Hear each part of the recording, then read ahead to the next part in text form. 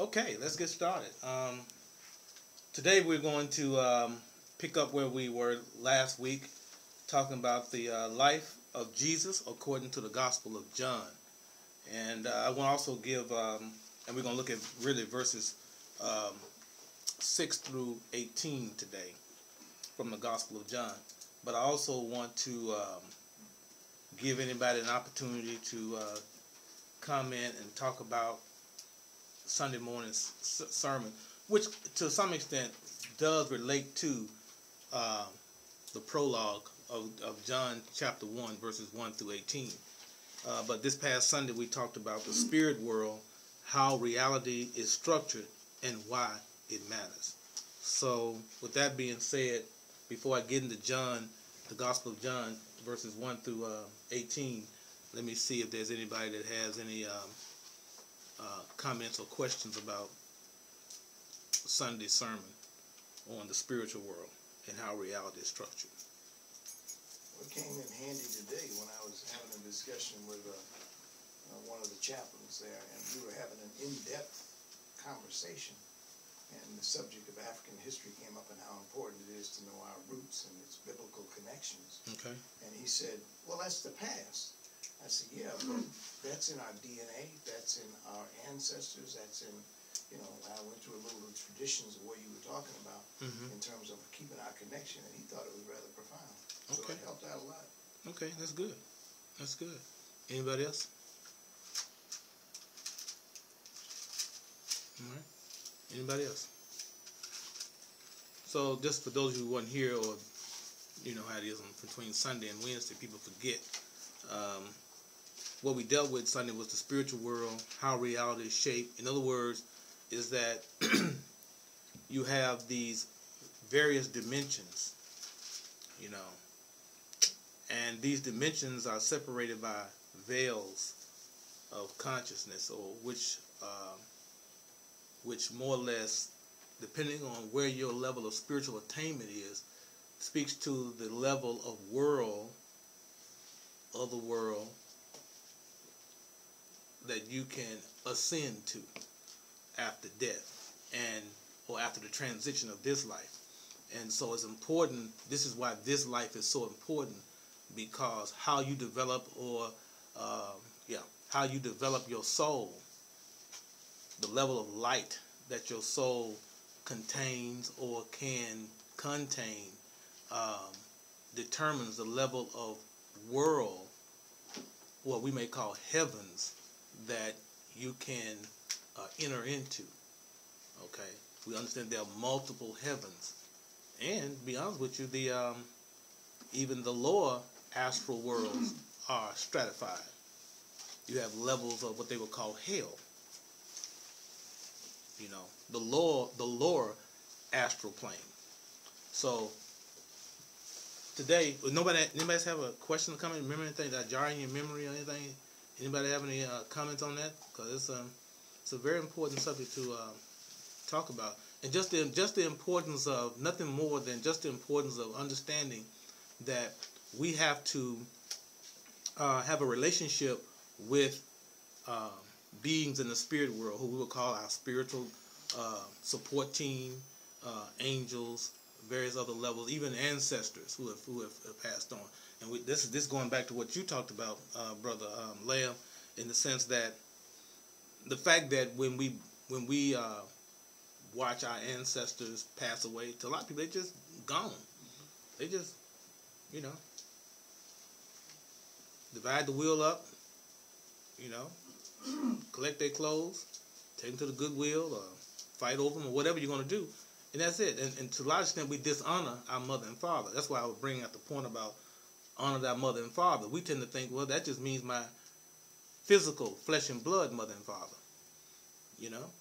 So ancestors, at least the one I'm talking about, the elevated ancestors, are those people in our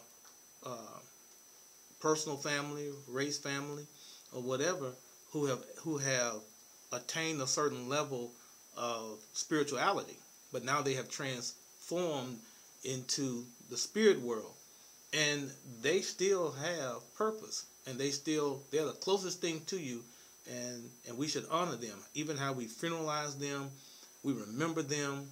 You know, anniversary dates. You know that we have for them. All these things are important to them as well as to us. You know, that just the idea of calling their name.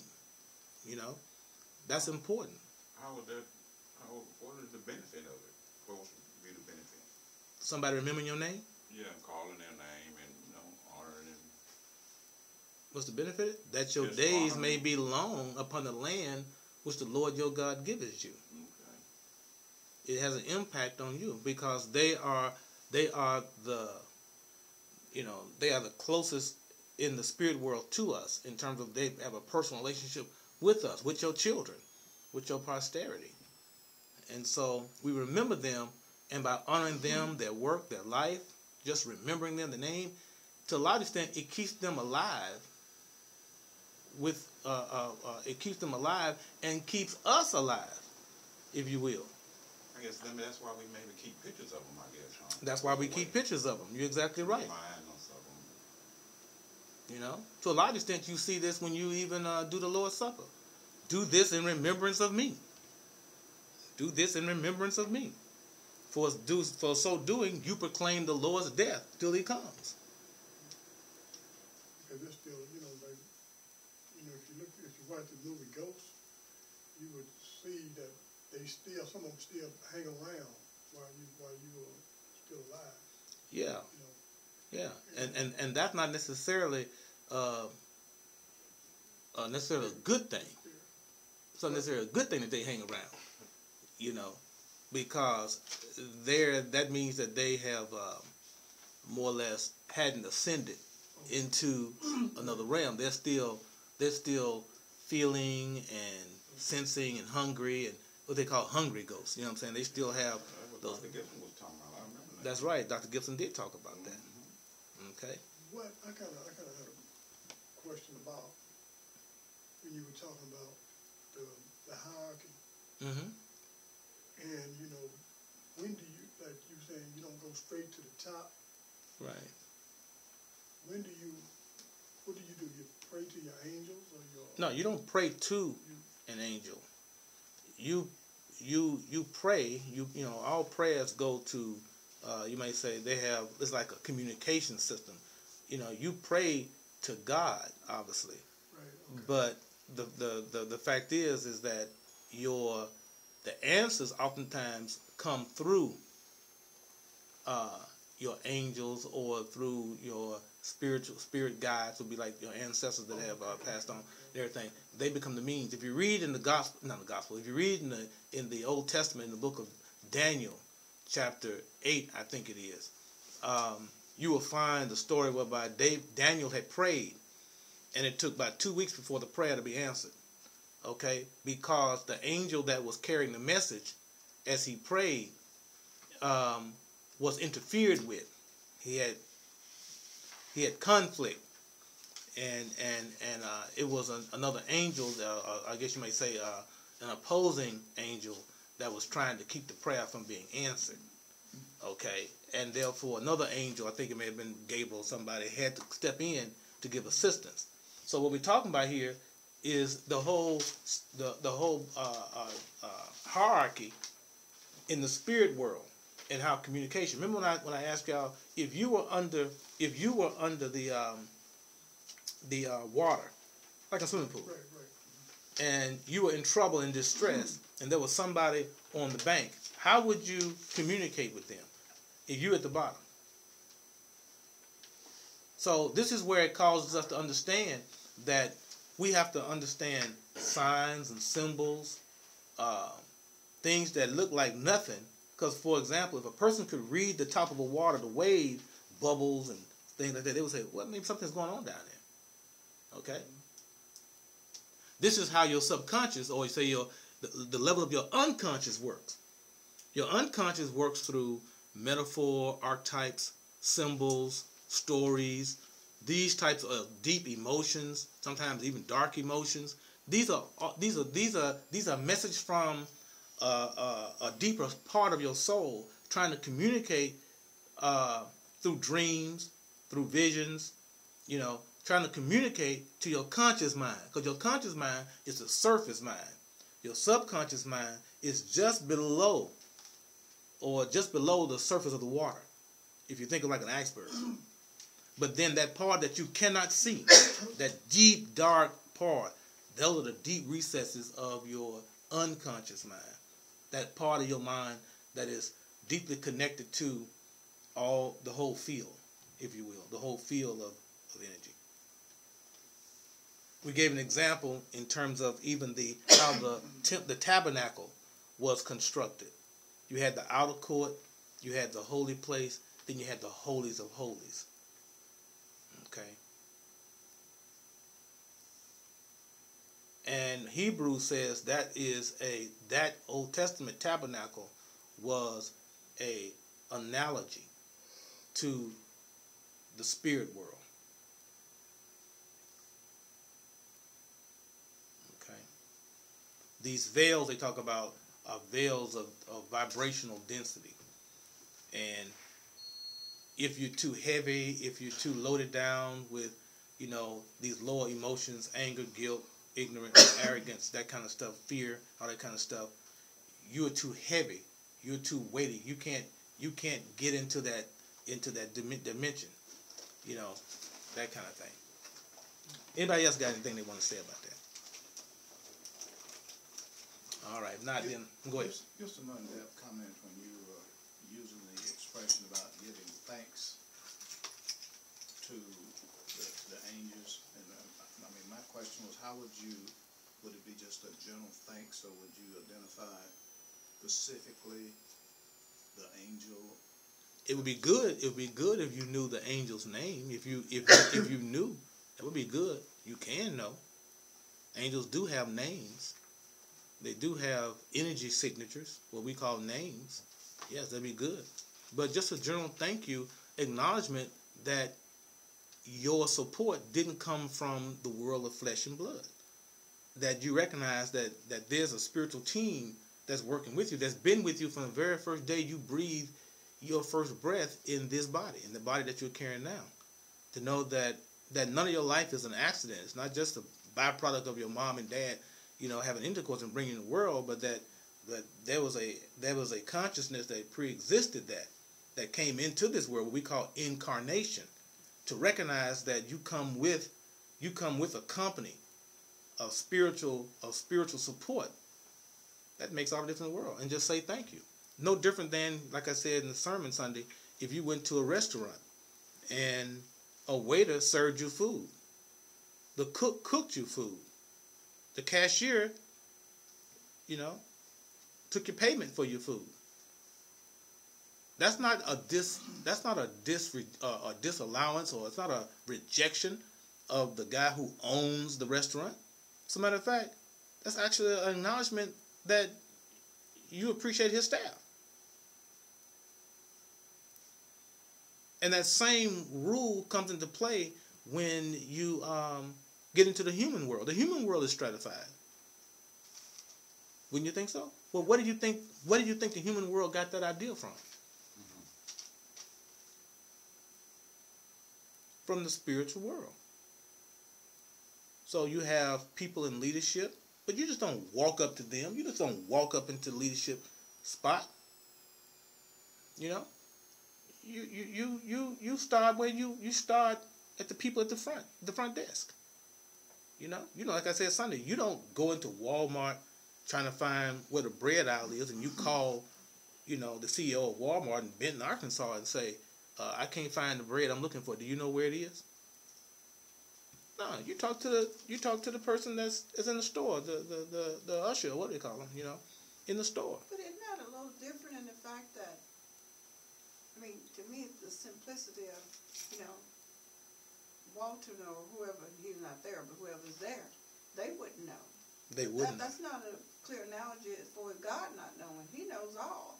Yeah. So he would know where the bread was. But even if that way. That's true. Yeah.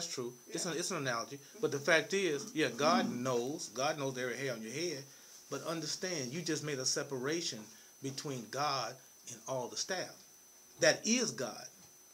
The greeter, in this using an analogy, the greeter that you meet when you first walk into Walmart, That is God in the spiritual system. That's God manifesting Himself as a greeter. That's why the Bible says a lot of times when you pass by a drunk or a beggar or whatever, you don't know that person. He said you could be entertaining an angel unaware. You may have already met God. But assuming that God is off planet somewhere way out there, which God is, but my point is assuming that God is not as near to you as you can imagine, and you pass that person by, and that was God in the form of an angel or in the form of a poor man. That's why Jesus says, inasmuch as you have done it to the least of these, you've done it unto me. See, that's the separation, distinction we're making. It's all God. God is actually breathing, which is causing you to experience breath. That's God breathing. You're not consciously doing it. You're just doing it. That's God breathing through you.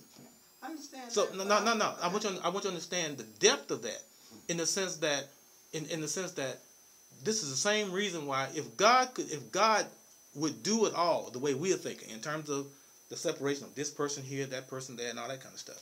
If God could do it all, then why would God even make angels or create angels? In other words, if God could do it all, if Jesus would do it all, like y'all sing in your church song, Lord, do it for me. If Jesus would do it all, then why did Jesus need disciples or even look for laborers to go into the vineyard? He did it all. He's doing it all. He is doing it all through them. Okay, you just made my point. Mm-hmm. He's doing it all through them. You just made my point. Yeah, That's and exactly he's right. doing it for me, through me, or whoever administers to me. Right? All right, that's right. That's the whole point that I've been making. But you're saying though, why not cut all that out and just? Then he wouldn't need Like us. that's the question you asking. My point is, He wouldn't need us. the point I'm trying to make, right? He wouldn't need us. Yeah. To God not need us is not need Himself. But the Bible keeps trying to say. You see, I understand where the mind is being hung up and everything, because we have been trained in a way where God is off planet. I am that I am. I am that. That's a different aspect of spirit manifesting itself in different forms in the appearances of this world. This is the illusion. That's the real world. And the closer you get to the higher you go, the closer you get to reality. But it's not. But the point is, you're supposed to have this experience here, because this is God experiencing Himself in space-time, called you, called me, called all of us. In the beginning, going back, this gets us back to John. In the beginning was the Word, and the Word was with God, and the Word was God. Look at the verse. In the beginning was the Word, and the Word was with God, and the Word was God. He was in the beginning with God. Now, just looking at those two verses, if the Word was in the beginning, we're not talking about the beginning of time. We're talking about the primacy of consciousness. In other words, the physical world is a manifestation of the spiritual world. Before it becomes physical, it is spiritual.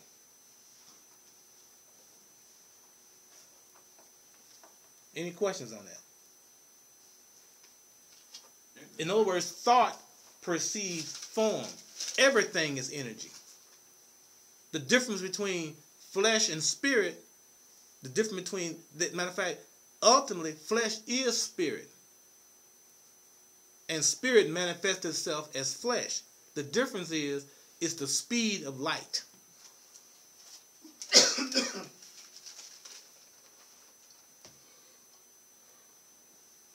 Or energy equals mass times the speed of light. So energy is matter. It's just matter moving slower than the speed of light. But when you get into those higher realms, it loses its density. And when you get into higher realms, it loses even more.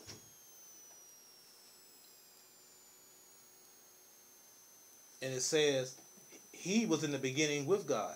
Who? The Word. The Logos. Okay? So we're not even talking about physical matter at this point. We're talking about we're talking about consciousness, right? Pure consciousness. Undifferentiated consciousness. Okay? But keep going. All things were made through him. And without him, nothing was made that was made. So whatever is made, it is what? It is God.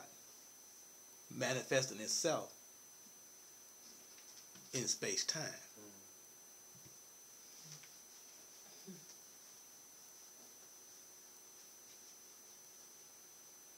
Your head hurting, Sam?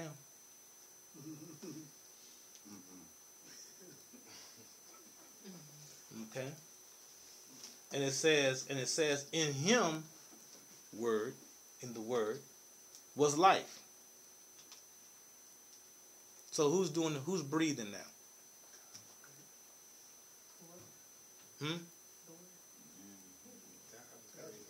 It's God breathing. The very breath you're taking is because God's breathing through you. God exhales, you inhale.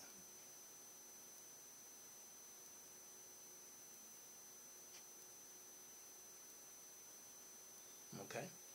In him was life, and the life was the light of men. See that verse? And the light was the life of men. The light. So we see the relationship between what? Life and light. Life and light. So the more light you experience or can hold, the more life you experience. And the life was the light of men.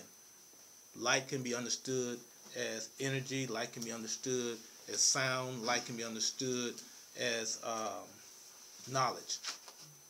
But it's not any kind of knowledge. You know, it's not just intellect knowledge. It's wisdom. In Proverbs chapter 8,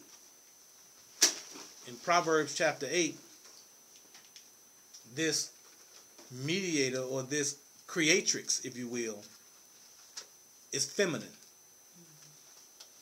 It's feminine in the Old Testament. Proverbs 8. It's called Sophia, the Divine Mother.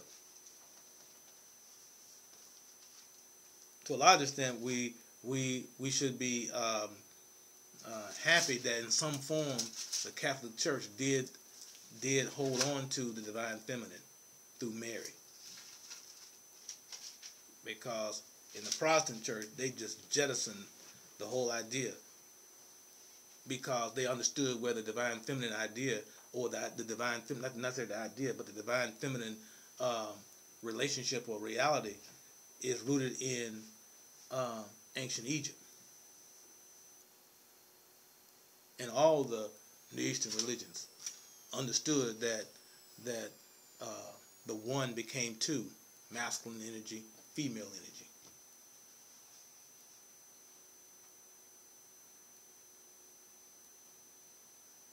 Okay? And it says, and the light shines in the darkness, and the darkness did not comprehend it. Or it could not overcome it.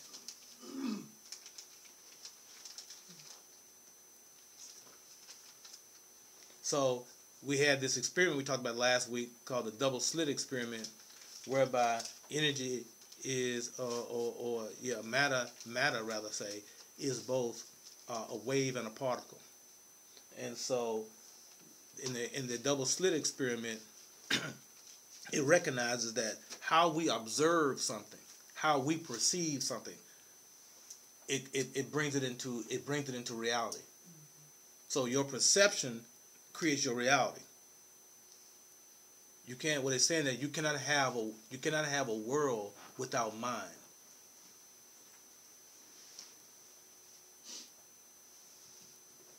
For example, when you sleep. Your body is here. Where is your mind? It's in another world. And in that other world, do you see? That's a question to be asking. Do you see? See? I mean, do you have sight when you sleep? Or when you're dreaming, rather? Do you have sight? Do you have sound? Do you have feeling? But your eyes are closed. To a large extent, you're dead in this world, though you're still connected. Because obviously you're still connected, you're still breathing and everything. But that you know that there's another body that you have. For every level of mind you own, there's a body. You can't have body and mind are two sides of the same coin. So there is not only a physical body, it's only for this dimension. So when you sleep, you're using another part of you, another part of your body, of your being, called your astral body. And there are other levels. And that's why it's important when we get to it later in this thing. That's why it's important that in order for you to transverse in those higher worlds, you got to develop your body for that world. Your spiritual body. Well, that helps. But there are other things that you have to practice to develop that ship that can allow you to transverse in higher worlds. You can transverse in the dream world, okay? But to go into like where the Bible talks like Paul in the third heaven, that means you have to be able to attain to that. Everybody can't. Everybody has not attained to that. But here's the funny thing about it. Whatever level of world there is, and I don't know how many there are. You know, all I know is Jesus said in John 14, I go prepare a place for you. I don't know how many worlds there are. But I do know this. No matter how many worlds there are, you are there. There is an aspect of you there. The question is experience. Because if you are not conscious of that, not even knowing that, you can't experience that. You understand what I'm saying? Therefore, the most important thing you can do while you're in this world is to have spiritual insight, illumination, and to achieve enlightenment of your true self. That's the most important thing you can do. And ignorance of that affects you when you leave this body. Because you're not aware of it.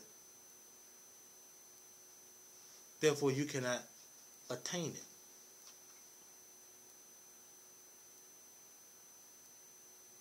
What do you mean? So, what I'm saying, go ahead, what say, Sam? Give me another word for attaining. Achieve. Okay.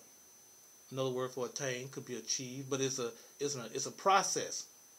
You know, it's like, in other words, to put it in a very carnal way, you can't do calculus unless you've had at least mathematics. But if all you know is the highest you know is algebra, and you actually have calculus or 1, 2, and 3, or these abstract numbers, differential equations, and all that kind of stuff, if you have that type of mathematical potential, and you do, but you have never been told about that, and you have never developed that, you cannot experience math at that highest level. That make any sense? Absolutely. Yeah. So when we are in this world and we are not studying the deeper mysteries of spirituality, and we are unconscious of it, imagine what that does when you pass away. You're not even aware of that reality. So there's a great deal of confusion that happens to people who are raised in traditional environments, and the only level they know is what they call heaven.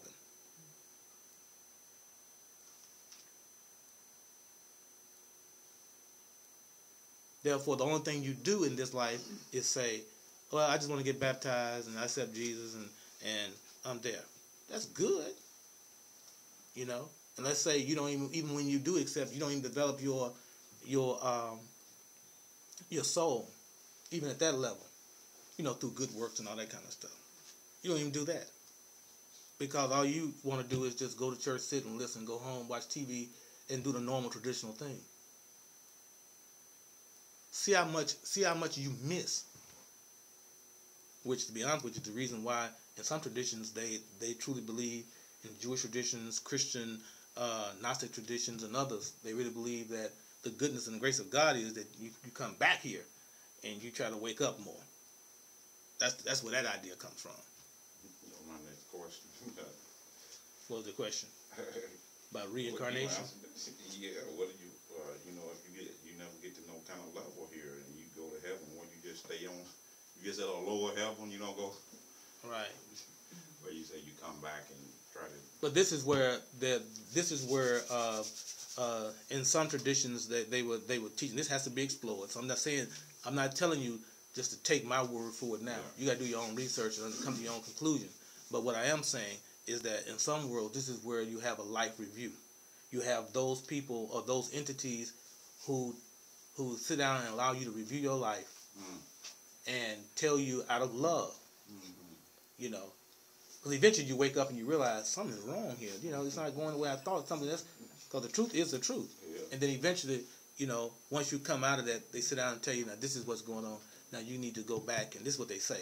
You need to go back and you need to work on this and do this kind of stuff. And therefore, you create your next experience to go to learn how to develop your soul. It's about learning how to develop your soul.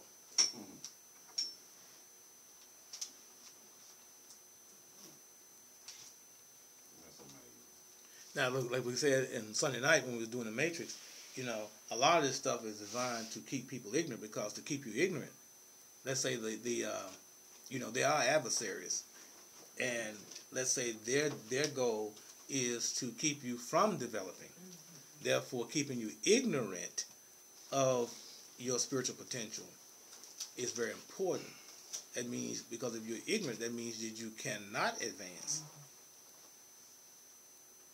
What are some things that might influence your perception of life itself? That's a good question, Fuller. What are some? Let me get it right. What are some things that influences your perception of life? Yeah, because you know you say that your perception creates your reality, and you know it seems like if you can perceive something one way at this time, and maybe 6 months or a month later. In other words, reality is subjective. In other words, like you said, you can perceive something one way at 6 months ago and another way 6 months later. Right. And for sure, you know, it changes your reality. It changes your reality. Okay. That's right. In other words, to put it to you in a very profound way, you know, you can be, for all you know, you could be sitting right next to, and most likely you're sitting right next to an angel. Why is it? Why I say that? Because for the most part, you are. You are. I mean, it's just like in the I think it's chapter 4 of 2 Kings, where the young man thought that he was by himself, thought he was alone. They were surrounded by this army, and the old prophet said, "Lord, I pray, open his eyes." And then God opened his eyes, or the Spirit word opened his eyes, and behold, he was surrounded by chariots of fire. You see what I'm saying? He didn't realize that he had a whole team around. Somebody tell me that the other day. He said, "Man, you got a whole team of you got a whole team of angels around you." Yeah.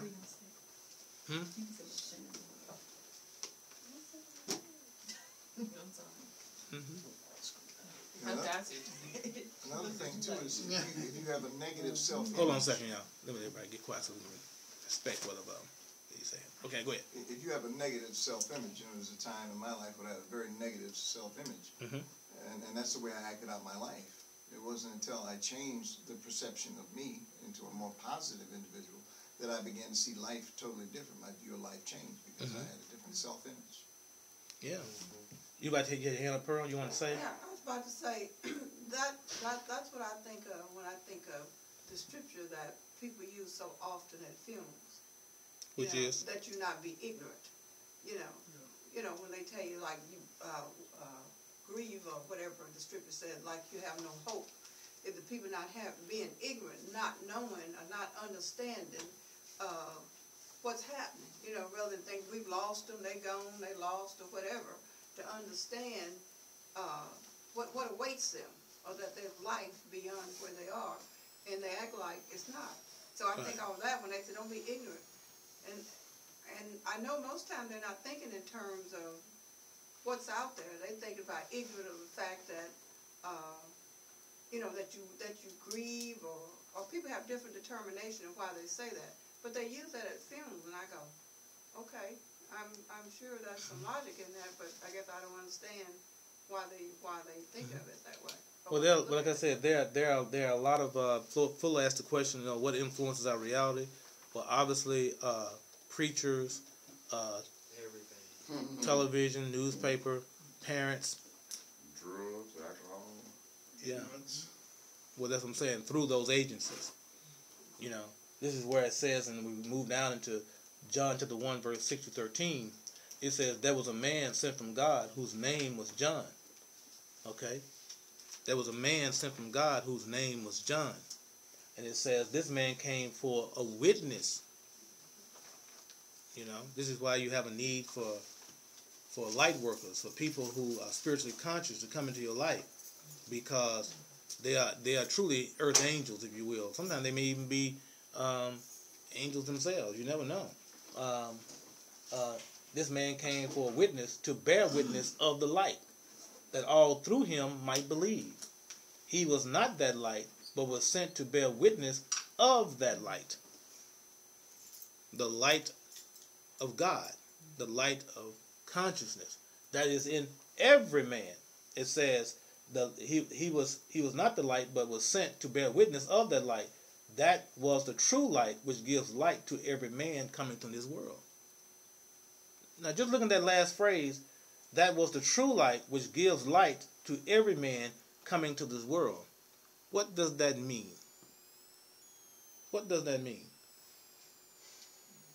You're born with divinity. You're born with light. And what do you need? You need a reminder. Because one of the things that happens when we incarnate into this third dimension is that a veil comes over us, a veil of forgetfulness.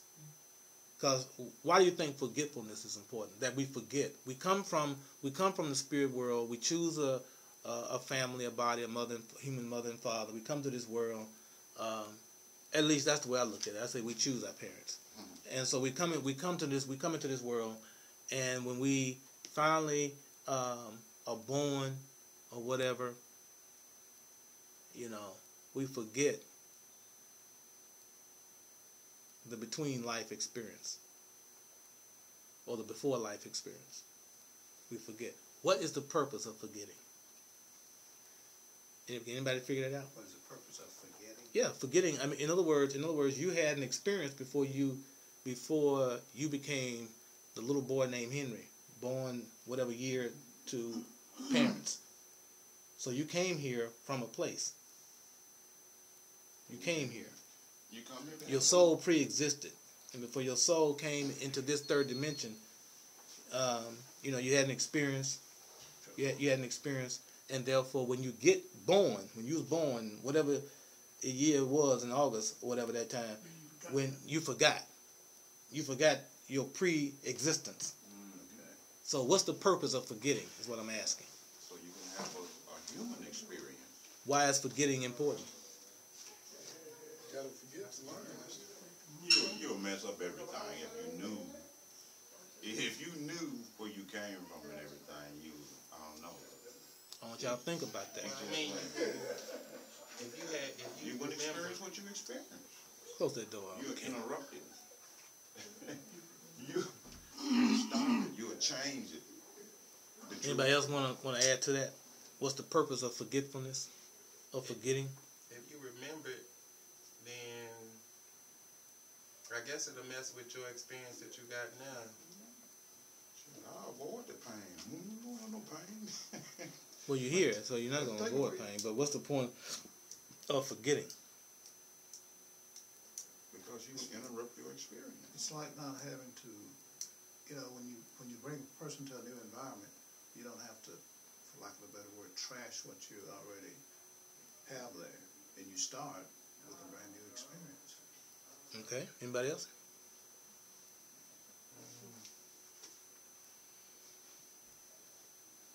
I've seen that on TV. What would you do? What would you do if you didn't know the answers? If you took a test, you came, because Earth is a testing ground. So it's a developmental center. It's school. So what would you do if you went to school? There's a test put in front of you, and you already knew the answers. You cheat. Because you already knew that. Yeah. You wouldn't take the test. You take the time. You wouldn't- So what do you wouldn't do? try. What do you wouldn't do? have to try. What do you do because? What do you do because you don't know the You answers? study. Absolutely. You think, you study. You think, you study, you work. Hey man, it's been a while. Yeah, I only got about 5 minutes. Okay. Okay, nice to see you, man. Cheers, man. Yeah. Yeah, you think, you study, you work. So therefore, the key to forgetfulness is to give you a chance to exercise, to learn. To learn. You forget to learn. You forget to learn, like Casey said earlier. If you don't know, you can be taught. Therefore, you're here to learn. That's why you're here, to learn. And that's why you need a guide. That's why you need a teacher. That's why you need a witness, somebody to remind you who you are. Okay? Hey, can we go back Go ahead. to, I wanted to ask you about you took it out though, about the darkness though. The light couldn't shine on the darkness. What do you think the darkness is? I think that's probably evil. That's where evil come from, ain't it? Okay, it says, and the light shines in the darkness, and the darkness did not comprehend it. And you want to equate darkness with evil? Yeah, ain't that evil? Probably. It's ignorance. Anybody want to talk about that? Darkness, in my judgment, are us who do not understand and have not ascended to a higher level of consciousness.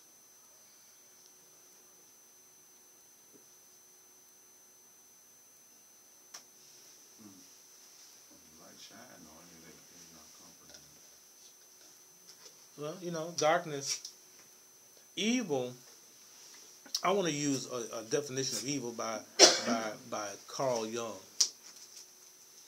and he says that evil is failure to meet your shadow. Evil is failure to meet your shadow. I wouldn't necessarily say darkness is evil. I would say that darkness is potentiality. It's the unknown potential. Just like it is said that, of our DNA, 3% of our DNA makes up the human body. Well, the other 97% they call junk. It's dark, or it doesn't matter, what we call this physical world. Well, 3% of that they consider matter. The other 97%, it has various degrees of, they call dark energy or dark matter. They say it's a dark energy somewhere, a dark matter. Well, it's dark because you don't know what it is yet. It's potentiality. It's potential. So, in the psychological world, we could say what Jung was talking about was the shadow. See, you have to embrace your shadow. It is you. It is a part of you. The yin yang, if you will. You know, the yin yang. It is you. It's all one. Okay? And so that void, that darkness shadow, is that part of you that's waiting to be recognized, to be filled or fulfilled. Okay? And so when you don't meet your shadow, what you do then is try to hide your shadow. Because you feel with fear, you feel with obviously ignorance, to go back to your point. You feel with ignorance, fear, insecurity, pride, all those different kind of things. And what happens is in that condition is that you will kill, lie, do whatever you can to protect who you think you are, that image, that idol, this persona that we have in this world. Yeah. Go back to the quote, if you bring forth what is within you. Oh God, yes, that's right. Yeah. Let me put that on the tape here. Yeah, the quote from the Gospel of Thomas. Right. If you bring forth that which is within you, that which is within you will save you. If you do not bring forth that which is within you, what you do not bring forth will destroy you. That's a great quote. The Gospel of Thomas should have been put in the canon. Okay. Anybody got any other thing? Questions? Let's keep going. Let's move to this whole thing about what it says. But as many as received him, to them he gave the right to become children of God. To those who believe in his name, who were born, notice, not of blood, nor of the will of the flesh, which is ego, nor of the will of man, but of God. So this conscious awakening is not something that can be done by going to public school or college or whatever. It's not based upon religious tradition, fundamentalism, or whatever you want to call it. It's not based upon that. It's not something that your mom or daddy can give you. Can't nobody pass this off to you. You can't even get it from having a teacher or whatever. It's something that you have to meet. You got to have an encounter with this within your own soul, within your own heart. You remember, like we talked about Sunday when we were decoding the matrix. It started in the heart of the soul. You got to have that soul, the heart, fourth chakra, encounter, awakening within the heart. As long as you coming from the root chakra or the sexual chakra or the solar plex chakra or whatever, those lower chakras, you still caught up in third dimensional time. You still caught up in third dimensional reality. Who my mom and daddy is, what my race is, what my religion is, where I go to church, what kind of job I got, how much money I make, how much money I don't make. All those things don't really matter. Emotionalism, it's just another form of ego. Just another forms of ego. Whether I got long hair, short hair, whatever, all this stuff that people get up into and everything. And they think consciousness is like, wearing certain kind of clothes or wearing a certain type of hairstyle or going to a certain church or, and all that kind of stuff. Or being a part of, I'm conscious because, I'm a member of a New Age church. Or I'm conscious because I go to a Buddhist temple. I'm conscious because I'm this type of Muslim or this type of Christian. And all that kind of, that's just religion. Religion is the politics of God. Religion is the politics of God. The politics of God. This is an awakening to yourself. So anytime your faith is based upon what somebody else has told you and not based upon an experience with the holy, with the divine, within you. Anytime your spirituality is external, you know what I'm saying? When it's outside of, when it's external, when it's coming from somebody else. Or you put it in a box like or something. or if you try to put God in the box or potential in the box and everything. Yeah, anytime you do that, anytime you're in that type of mentality, it functions only for this world. It functions only here, but it does not have the power, the strength to move you into the next level. That comes when you humble yourself. That's when the fourth chakra comes alive, when you humble yourself. And you get out of your egoic creations. You experience what's called an ego death. That's why we said before, I'm trying to get people to understand that Jesus can't save you. Jesus can't save you. Jesus himself said that. So where in the Bible is that? He says, take up your own cross. So just because somebody told you when you was a child, Jesus died for you, if you believe that, you're good and everything you say. I mean, that's a true statement, but that don't have nothing to do with you. You just believe in something that somebody told you. I tell my kids at the university, I say for the most part, minimum, just like the rest of us, they just had a Christian upbringing. They've been told stories. They've been told a perspective, and they accepted it. And why shouldn't they? Mama said it to them. The preacher said it to them. Everybody in the reality in the world, around their world, says it to them. They hadn't thought about it. They don't know the other perspectives out there in the world that could challenge what they heard in home. They don't know any of that. And what happens? They go to college. They encounter other ideas, and then they all shook up. But where do you draw the line? I mean, Between draw the line, where? Where do you draw the line as far as really this world? Okay, now there are some people that not really caught up into this world and things and stuff like that. But you need a job. You need to be self-supportive. You got to work to keep a roof over your head. There's some things that you got to do to get money. Okay. Mm-hmm. Now, yeah, I'm with my granddaughter. I'm dealing with her right now. She's Okay. Smart kid. Pretty intellectual, but she's on this thing where I'm searching for myself, and and when you talk to her, she got sense, but she doesn't have Wisdom? the things that we do. Oh, she don't have the car, the jobs, and that kind of thing.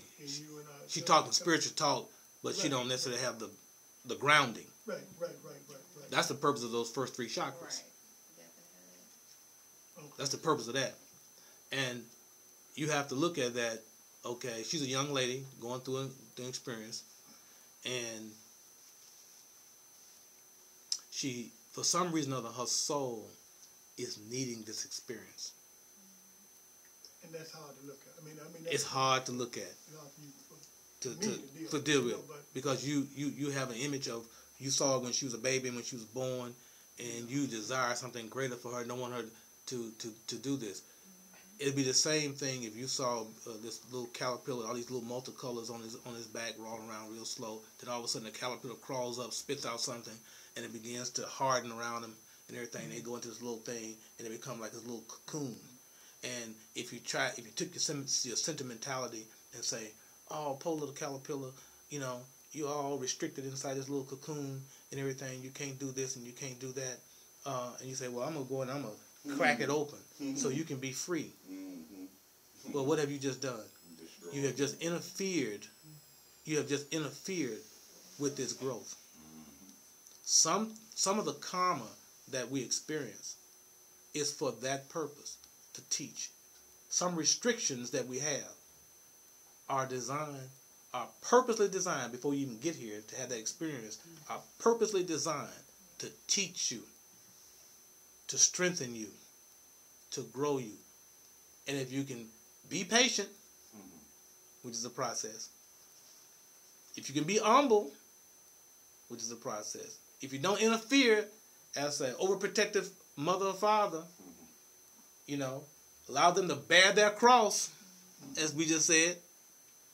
Stop trying to use religion as an escape to get out, but just Pray for them, obviously, you know.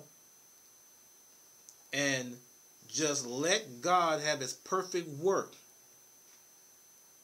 When they come out of that situation, they can own it. Their salvation will be theirs. They can own it. And that's Bible. That's where the issue of attachments come in and love. Say a little more difference between attachment and love. Talk about that. Because to me, that's love. Because I think about that as a parent. I feel like my job is to prepare her for what she needs, you know, when she becomes an adult.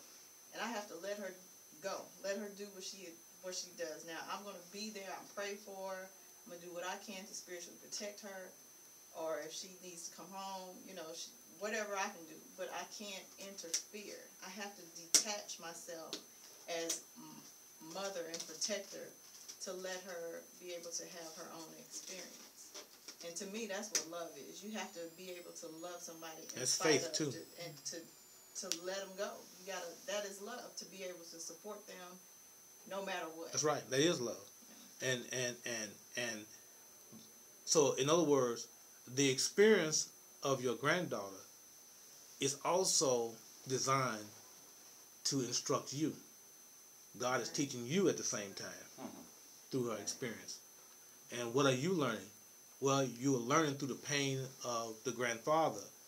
You're learning something about love and how to love a troubled child. How to love her without destroying her free will, without interfering, you know, with her development. And I'll be honest with you, it takes wisdom. It really takes wisdom. Because there are times when you probably do need to interfere. And there are times when you do not need to interfere.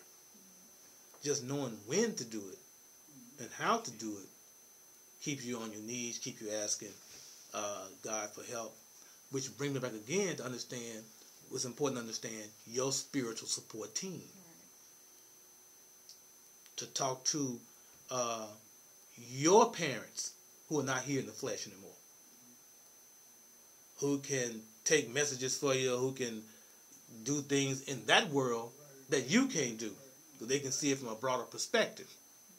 You see. Yeah.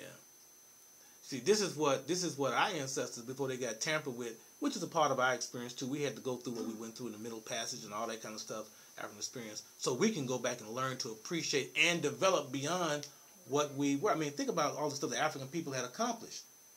Okay? Well, they needed a decline so they can go even further. You know? So we go through this little moment, the wilderness period here, but look what's happening. You know, we're beginning to come out of this thing and grow to a higher level than maybe we were before in the heyday of the ancient Egyptians and other African countries and stuff back in the old days.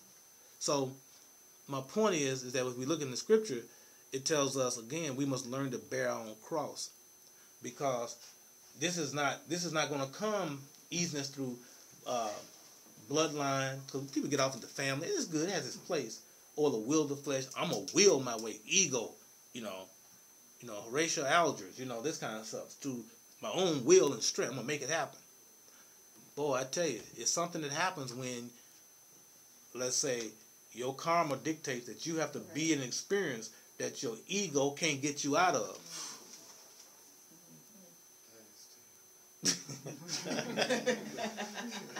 It says, "No other will of the flesh, but of God."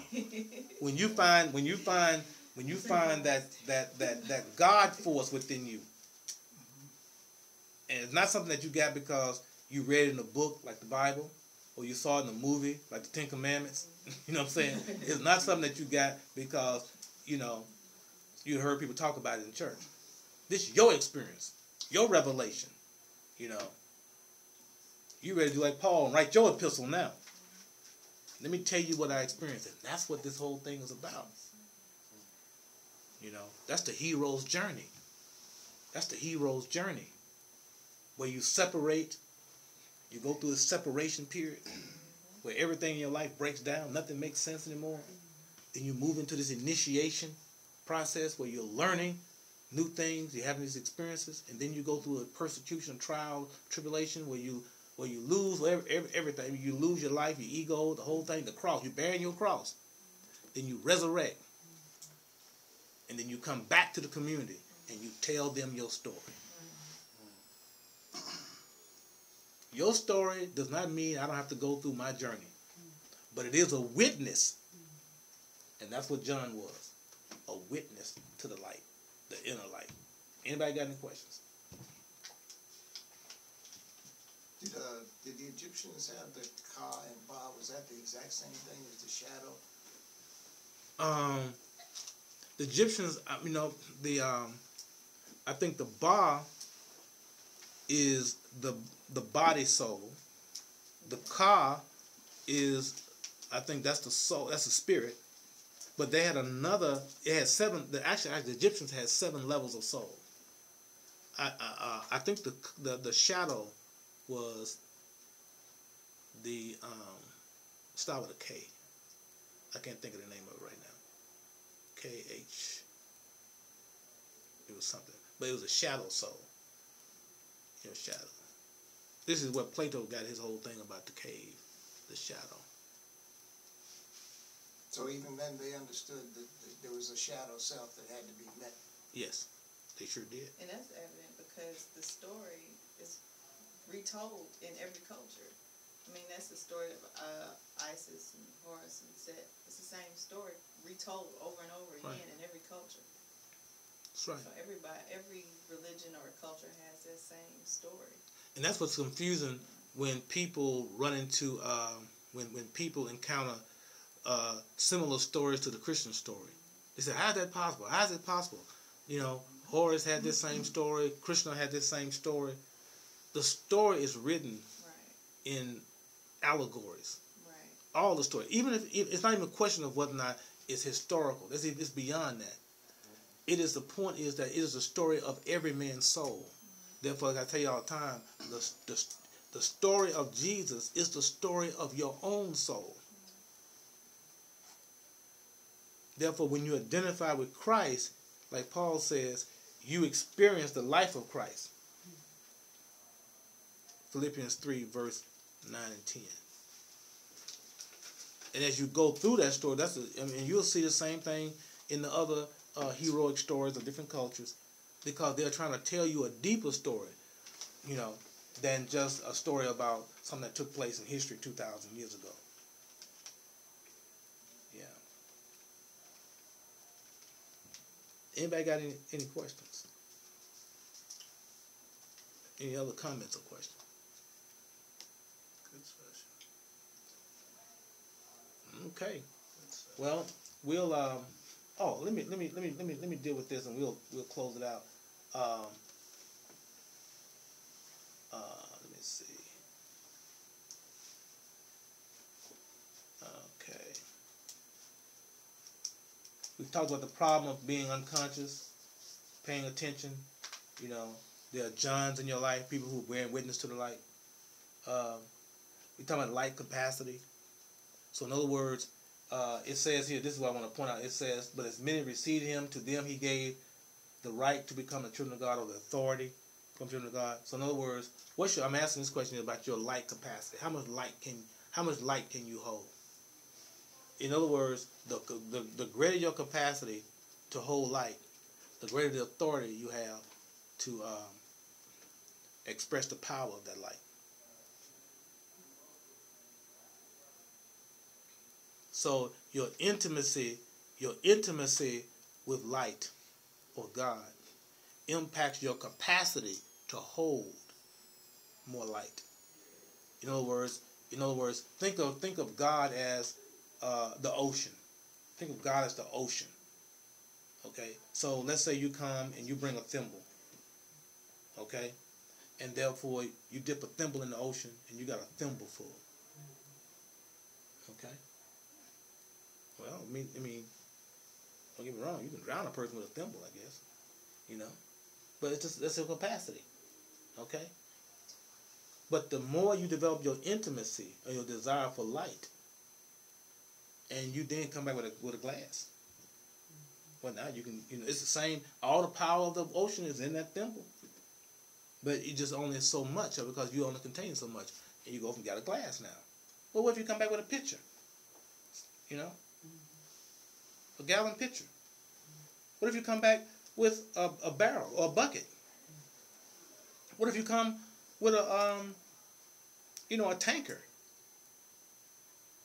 You see, in other words, this is why your spiritual work is so important, because the more you expand your understanding and your consciousness, the more you expand your capacity to hold light, the more authority that you have. And the more authority you have, the more you can do, the more you can see, the more you can hear.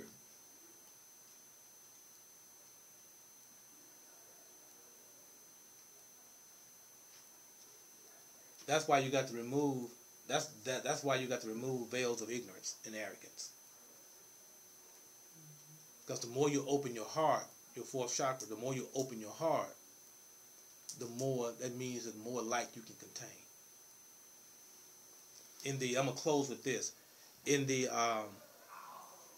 Egyptian eschatology, the end of life scenario and story, you know the story where you stand before Osiris, and at the day of judgment, the day of the dead, the judgment of the dead, and they take your heart and they put it on the scales of Ma'at, and Ma'at means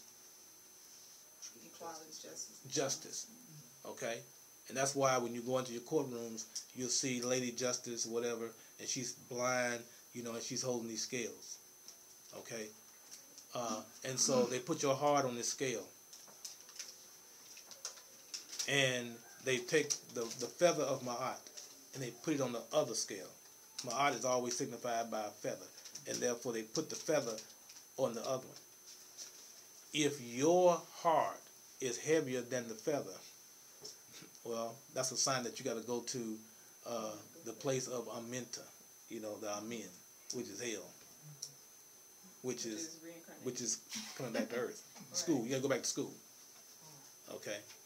And so the point is, you want your heart to be light. Not just weightless, but you want your heart to be light.